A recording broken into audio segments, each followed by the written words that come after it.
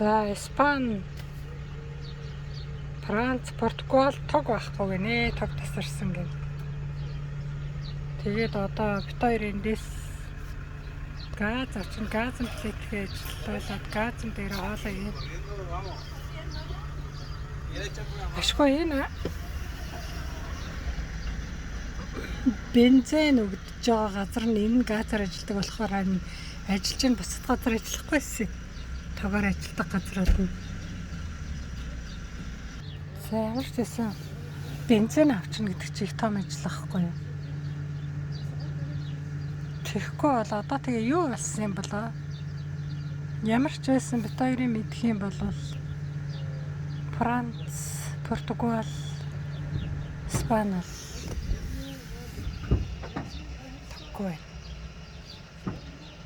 Одоо аршин дээр л очиндоо болохгүй л тэгэл хоёулаа. Ямар ч байсан газ авсан газын плиттэй юм чинь. Тэгээд нэг нарны энергитэй болохоор яг нарны энерги батарейгаас нэглээл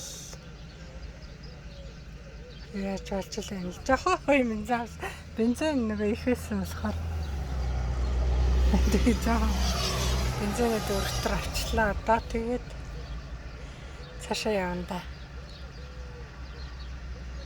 Хүнсний дэлгүүр ороод ямар ч байсан муудахгүй хүнс их аваа хүнс авахаас гэл явах гал ээж нь хоёулаа. Хүнсний дэлгүүр тоггүй байсан. Бид хоёр түрүү нэг их юм аваагүй. Яарч ирсэн ойр зүрийн одоо шинэ юмнууд авсан. Одоо тэгээ юм ямар ч байсан 7 хоногийн хүнс авахгүй болох нь шүү дээ.